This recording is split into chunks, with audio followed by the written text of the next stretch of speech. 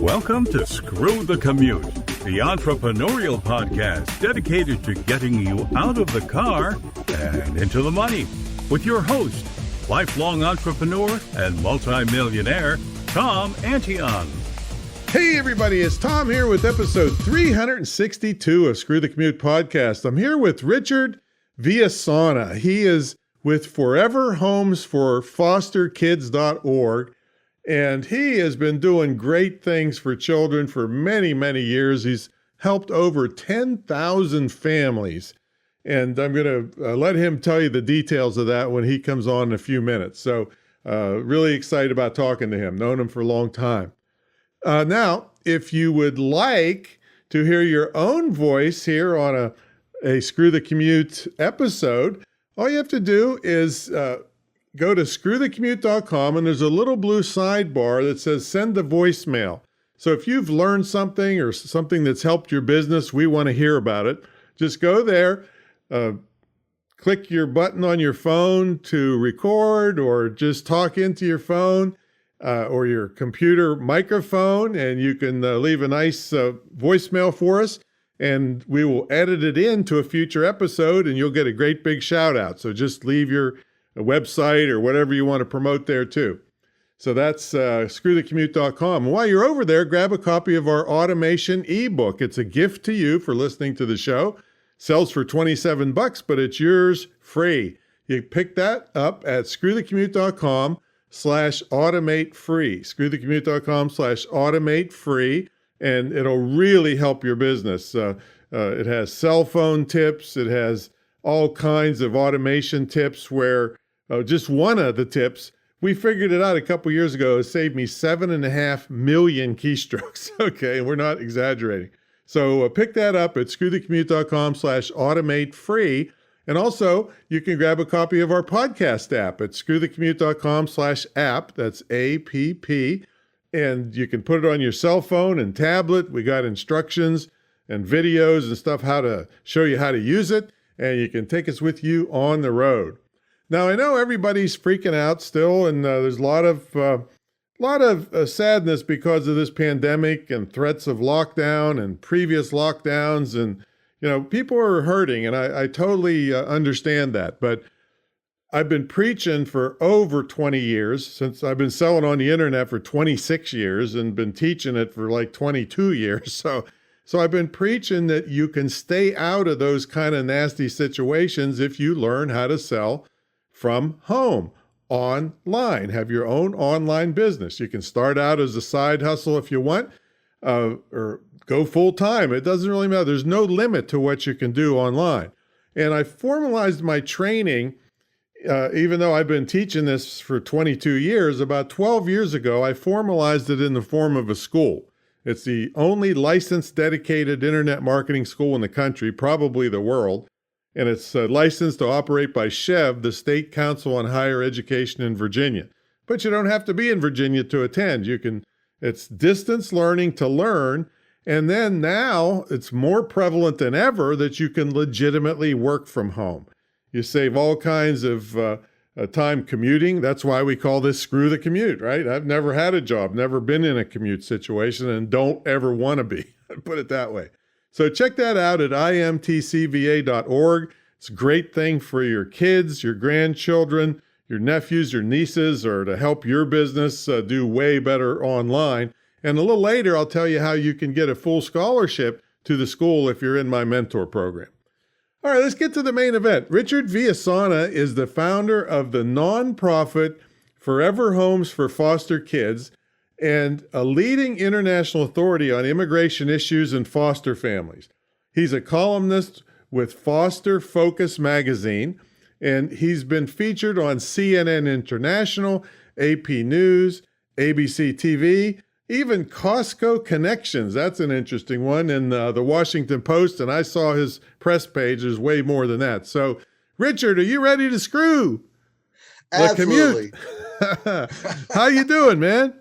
Doing excellent. I know you're doing good things out there for families, and so tell everybody what you're doing now, and then we'll take you back to see how you made it to where you are now. Well, presently we're Working cases, believe it or not, during the holidays, things really ramp up Well, because, tell everybody what you exactly do. well, through my charity, we get foster children cases, for children who are in foster care, Mm-hmm. and we go and locate their relatives, and it could even be a parent, so that by connecting them with their families, they can get out of the foster care system, which is really important. Yeah, because there's a lot of abuse goes on there, right? There's a lot of abuse, and more than that, though, there's a lot of trauma that these children are going through on a daily basis. Like, physical, mental abuse, or just uncertainty about who they are or what, how far can it go? Well, in a number of ways. So first, imagine, a child sitting having dinner with his parents, and these big, huge people come busting through the door. Maybe their parents are yelling and screaming at them. And the next thing you know, some big adult has picked them up, taken them outside the house. Maybe the last thing they see is their father on the floor with someone on top of them, handcuffing him, their mother screaming. Maybe they end up with nothing on except maybe whatever they were there at dinner time. No favorite toy, no blanket, nothing. They're just put in a car by adults. They're driven away from their home. That's how some kids enter foster care. Yikes. And while other situations are more, quieter, that is how it can happen with some children who enter foster care. So there's that trauma immediately. And no matter how quietly a child is removed from a parent, they're still separated. And so there's that massive trauma. Then there's the trauma of being, again, around people you don't know. They probably don't understand the situation. They're put in homes. And listen, the people who run the homes are, most of those people are really wonderful, dedicated, caring adults.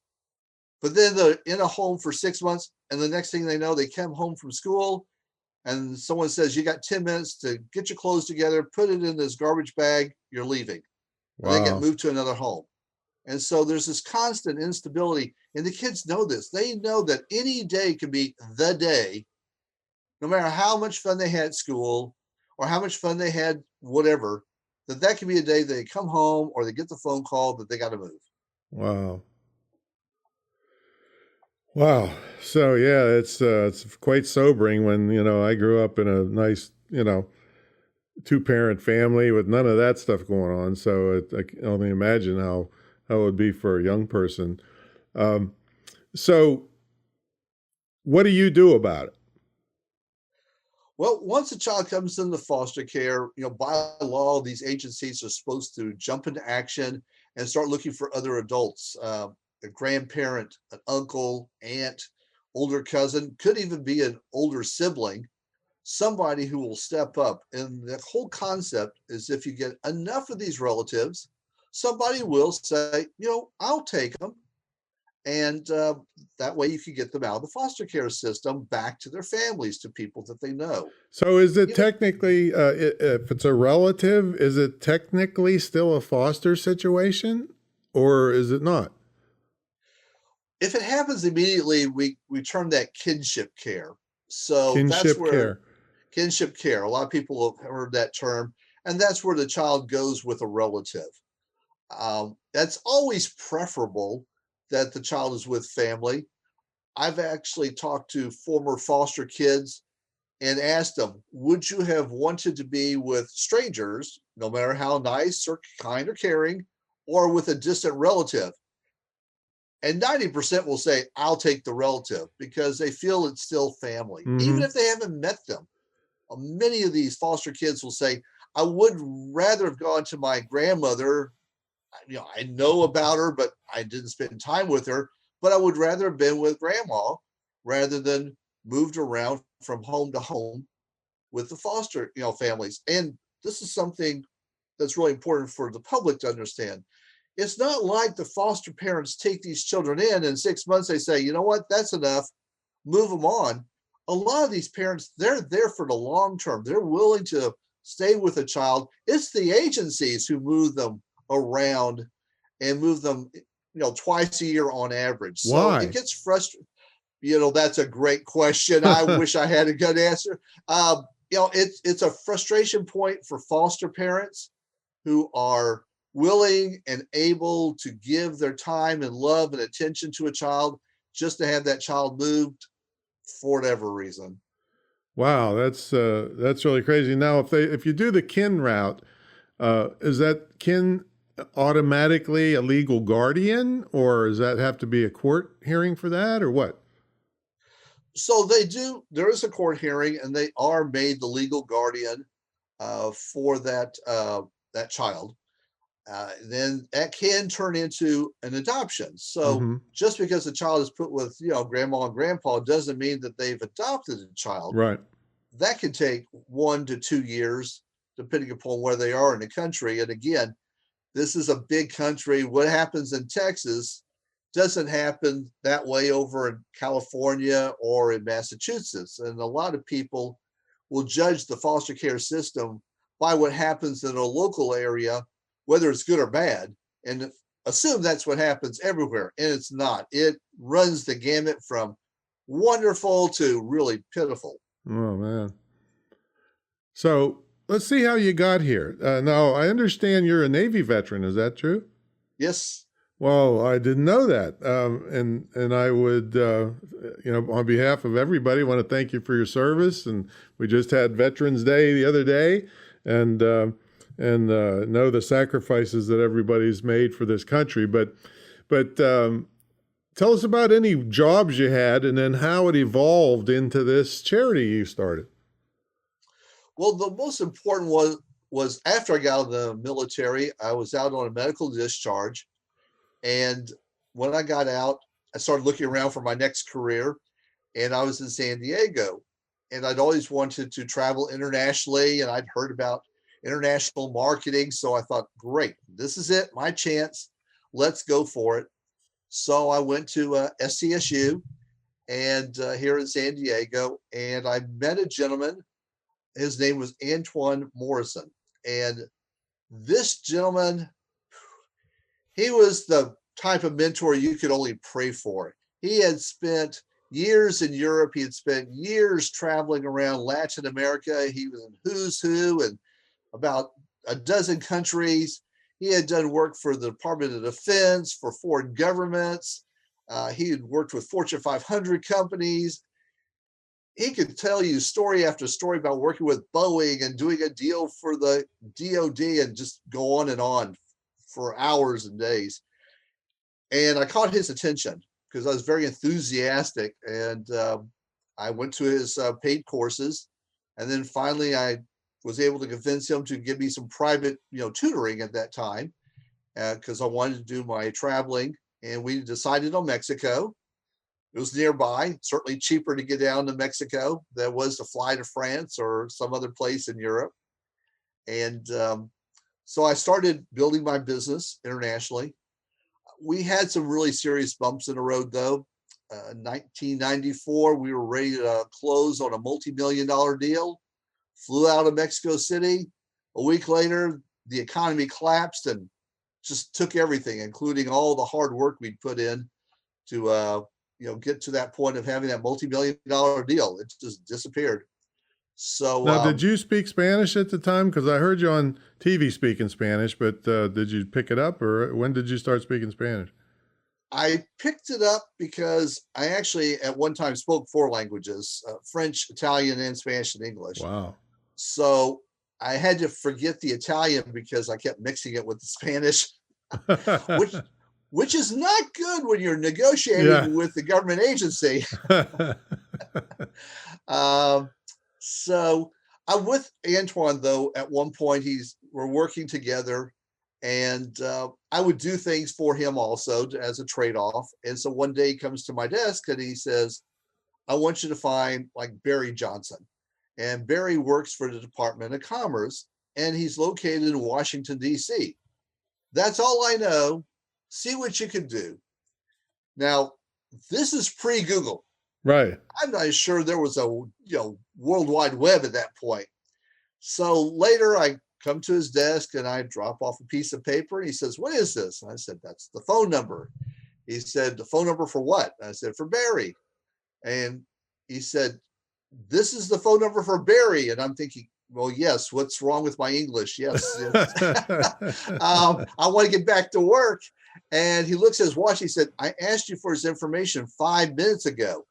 And I said, "Well, I tried to be fast, but it took me a few minutes." And he's like, "No, you're going to explain to me how you did this in 5 minutes." And I said, "Well, I called Betty over at the Economic Development Center. She got me over to John in DC. I talked to him for a minute. He got me to Suzanne. We talked for a minute, and she gave me the phone number." And I'm still thinking, job done. I'm ready to get back to my desk. I was young. And he says, "Nobody does this." And I said, "I do all the time." And again, I'm still halfway to my desk. He says, "You're not listening to me." And I had known him well enough to know that meant I was missing a really important point. Right. So I come back, calm down. Okay, what am I missing? He said, "You know who I am?" "Yes." "You know the people I've run around with?" "Yes." He said, "When I tell you I have never met someone who could do what you just did, that means something." And if he had not been who he was, and if I had not respected him so much, and if he had not known my personality to make me stop and listen, none of this charity and the work I've done would ever have happened, because Wow. I did it so casually. I never gave it a second's thought, but I did this for us in the company and for other people all the time. I would find the right official who was going to sign off on $8 billion worth of equipment that we were selling. And if you want to know someone, that's the one person to know. And I found them. And I would do this without knowing who they were, but I just knew this was the right person. It was all very intuition. And just that's the way I do a lot of things. It's very much an art, not a science. So that was huge in getting me started on to realizing this. And at the same time, a lot of people wanted me to start helping them to find relatives, both in the US and in Mexico. And this whole idea of reuniting people grew from that, and then morphed into more cases for foster children until we decided to push everything aside and just focus on foster children. When you say we, this was Oh, that guy, the mentor, or you and your wife? well, that's the corporate way. It's a terrible habit I have of saying me. Me. So, but you worked for, so is that the mentor still around, or is he gone He by? is still alive. He's doing very well, relaxing in Mexico. I do talk to him from time to time. He will always have my eternal gratitude, respect, and admiration. He is an amazing person. And I was very lucky that, he mentored me That's through right. all of his skills. Mentors can really cut through the stuff. So, but you worked for some big conglomerates and stuff, like what did you say, Time Warner or something? Yes, I did work for Time Warner Cable, that's now Spectrum. That was a lot of fun, a tough industry, but it was very interesting. Helped me hone my skills in certain areas. I've worked, we have worked with companies like Cisco Systems. I've done research for companies like AT&T. Uh, I used to rep hundreds of US manufacturers selling in Latin America. I've done business in almost every country in Latin America. And that's what helped with the work that I do now, because the children that I'm able to help, there are easily 20% of all the foster kids are Latinos. And when I say Latinos, I don't mean, the kids we hear about crossing the border. I'm talking about US citizens, just like we have Asian, families from Asia, we have families from Europe, we have families from Latin America. They're US citizens with US parents, they're Latinos. And if they end up in the foster care system, the chances are high that their relatives, some of them, are still living in either Mexico or Central America. Or I did a case recently where we found two parents who are living in Brazil. I mean, it's this, people move back and forth, and I think some people pigeonhole foster care and have this idea that it's all within the US. And if you mention another ethnicity, I don't know. I don't know where their brain goes, but people get divorced. Mom or dad go back to home. Could be in Mexico, could be in some other place in Latin America, given the geography, instead of going to Europe or Asia. All right. So, were you doing this before you actually formally started the charity? So yes, I was doing this and doing the foster care work, kind of more under a business mantle. And then it's been a real interesting journey. We did that, then it morphed where we were under another nonprofit, and they were our sponsor. And we did that for several years. And then we outgrew them. So they would inject money for you to be able to operate? No? No. Oh, what do you mean by sponsor? Sponsor's supposed to give you money. Well, sponsor in the sense of that they gave us their nonprofit protection or umbrella. Oh, I see. Okay. And that allows you to do many things. And this is a great way for anyone who's out there who's thinking, I'd like to do something charitable. This is one way to do it. Find a charity who is already doing something or has the financial and admin ability to bring you in and let you work under their 501c3. And that's a great way to get started in the nonprofit field. Good point. Good point. Now, I will share one other good point, and that's not to do that. And that's to actually find someone who's doing something that you really have affinity for, like pets, and go work for the ASPCA. Because I will tell you, running a charity is a lot of work and fundraising is a lot of work, and the admin. And there are people out there that if they could, they would go work for someone else. We have thought about it, but no one does what we do. Right. And that's one of the reasons why we don't, because we feel a very specific niche helping a very specific group of foster children. Yeah, there you go, saying we again. Yeah. Well, I always think about my team. I mean, my team is part of it. It's not me. It is my wife, Christina. It is my assistant, Angela. And it is, my graphics person, so they're there working with me, putting in their time, extra time. Now, is all this done online now, or do you have to get on a plane and fly to Mexico, or what? How are you locating these people? It's a combination. We will do things. A lot of it is online. A lot of it is through email, phone conversations. But that's a good tribute to our ability to communicate properly.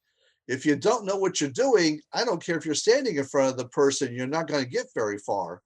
If you know the cultural aspects and know how to relate to people, then you can do a lot of this on the phone. You'll get people who will volunteer. And I've had people volunteer to do amazing things for us that they won't do for someone else. Mm-hmm. But that's because we approach them with the proper cultural attitude, respect, and they see that and they respond to that. Basically good business skills. See, it seems to me, because I have that TV show in development called Scam Brigade, but it seems to me you're kind of like a benevolent skip tracer. You find people. I mean, skip tracers, like if somebody didn't pay their bill and left the state, then somebody goes after them and finds them. But you're finding people and reuniting them with their kids. I mean, it's a similar skill set, I imagine, but for a different purpose. Oh, exactly. I mean, it also, again, is an art. You have to look at the information in front of you, and you have to be able to look beyond the information. And what does that mean? So if someone gives me the name of Pena, P-E-N-A, if you know what you're doing, you know that spelling isn't very popular. Or maybe it is more popular than Pena with a P-E-N with a little squiggly line A. Oh, That little squiggly line can make all the difference in the world. You can have someone whose name is Gonzalez that ends in a Z or ends in an S. And certain spellings are more popular than other ones. And if you don't have that flexibility, then you're not going to get very far because you're going to be so stuck on what's in front of you. And I can tell you, a lot of times what's in front of you is not correct. I'll well, give you an example. go ahead. You get a mother who's very upset with her husband, who now is no longer in the picture, and she will give his last name and totally mess it up. And then I'll with my team, and they'll look it over and say, based on the genealogy and the other names, it should be Gonzalez Martinez, not Martinez Gonzalez. And then I'll tell the caseworker, and the caseworker will call up and say, Mrs. Gonzalez, shouldn't this name be? Oh, I'm so sorry. How did I make that mistake? Oh man. Yeah, there's definitely an art to that, to know all those little ins and outs and be able to see those things when they arise. So we got to take a brief sponsor break. And when we come back, we're going to ask Richard what a typical day looks like for him, whether I don't know if that exists, but we're going to ask him anyway, and how he stays motivated when I imagine it has something to do with helping these children. But folks, I told you earlier that you could get a full scholarship to my school if you got in my mentor program. Well, it's the most popular, I'll tell you why it's most popular, because to get into my program, you don't have to pay $50,000 or $100,000 like many other people want you to pay up front. You pay an entry fee, and then my success is tied to your success. So I don't get my big money unless you make way bigger money. And so that when I came out with that over 20 years ago, people went crazy, and 1,700 plus students later, it's still going strong. But it's very unique. It teaches you how to make an online business. It's unique in the fact that it's one-on-one. Me and my entire team work with you one-on-one. You're not lumped in with group sessions where you're lost half the time or bored half the time.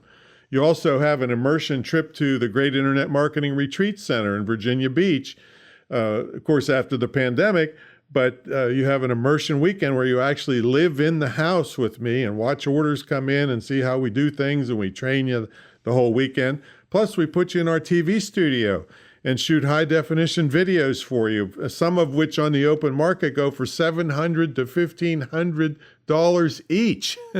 And nobody's ever gotten out of here with less than 10, and somebody did 53 of them one time.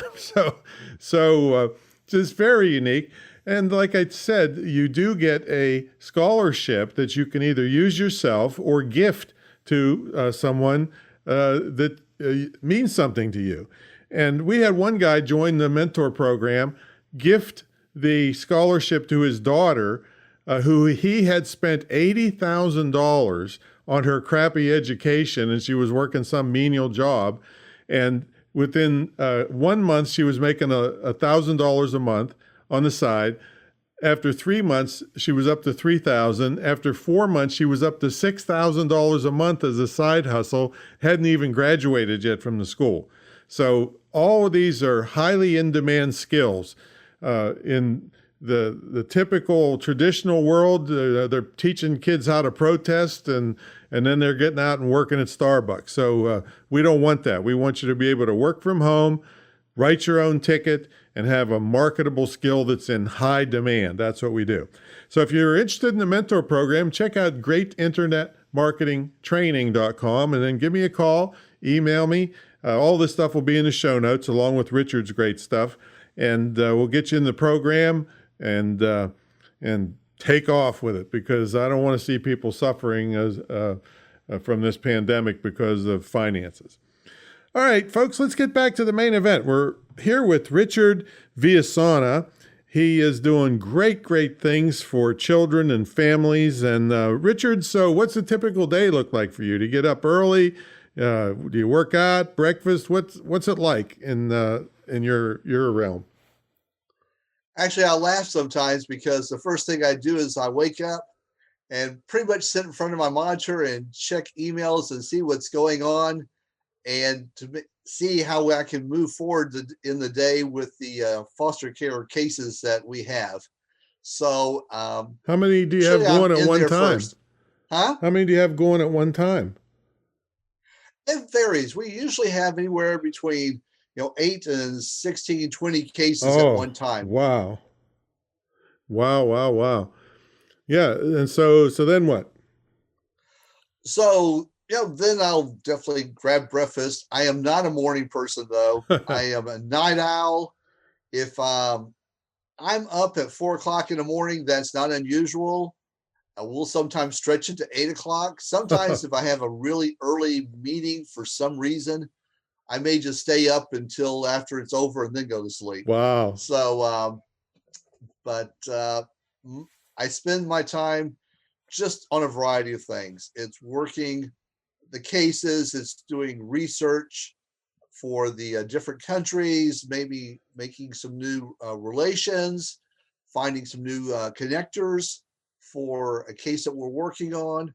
Again, I'm not the only one involved in this. This cannot be a one-person Right. show. I've got assistants and people in other countries who are doing work for me and with me. So it's not just myself, but certainly as the founder and the CEO, I am the rudder for the organization at the moment and directing where we go.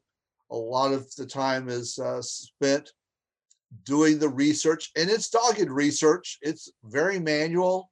It's not like I can go to Google and pull up information in 10 minutes. That's a misconception right there.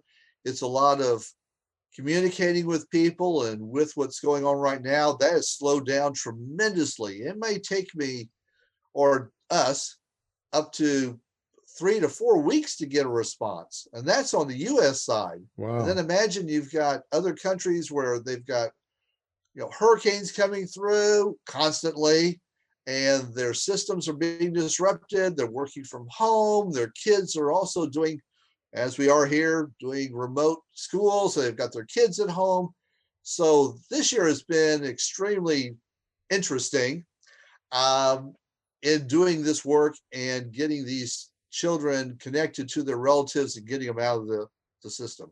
Well, good for you, man. So how do you stay motivated, especially with all these delays? And I'm sure you get frustrations, and you're trying to help these kids. How do you personally stay motivated?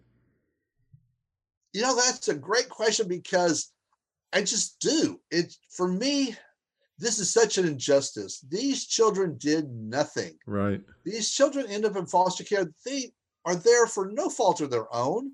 They're there because their parents, adults, couldn't live their lives properly, couldn't keep it together, or sometimes life just happens. There's this feeling that when people are homeless, it's because they did it on purpose, or if they just done the right thing. Well, sometimes life happens, and you end up in those situations.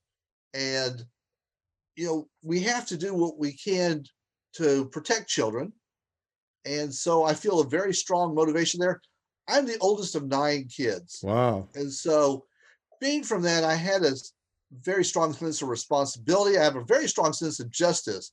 And foster children are not getting the justice they deserve. And when I say justice, I mean the attention, the time, the money, the budgets, the focus on taking care of their trauma, of getting them as soon as possible back with relatives.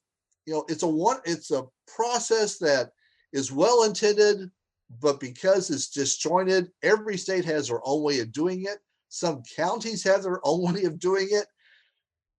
As well as I do, if a business ran that way where every store got to call their own shots, it would be chaos. And we kind of have chaos with foster care. No matter how well-meaning, how wonderful or dedicated, it can be a whole lot better. And it's an industry that is overdue for a real revolution in stepping it up to the next level and getting those systems and processes across the board so that everyone is going from a nice, point of origin to move forward instead of this creating it your way, doing it their way, or who knows what way. Well, all I can say is thank God for you and all the team that you've put together and the great work that you're doing. Tell everybody how they can either participate or get a hold of you or whatever.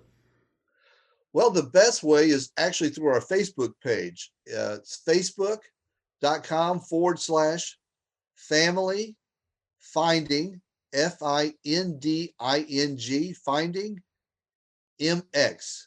M is Mary, X is an X-ray, or they can put in Forever Homes for Foster Kids into the search there on Facebook. They'll see our page. We've got more than 14,500 followers. It's very active. We are a source for people to get questions answered. We respond very well to comments. So we're very engaged there on that page and educating people on how to adopt, how to be a foster parent. And that would be the best way for people to do that. And of course, to ask us to volunteer and or donate. Beautiful. Yeah, we're going to have all of these things in the show notes, folks. So don't worry if you didn't catch them there. And well, gee, thanks, Richard, for coming on and enlightening us how you can take some life experiences and turn it into a charity and do good in the world. Thanks so much, man. You're so welcome. Thank you for having me. All right, everybody. We'll catch you all on the next episode. See you later.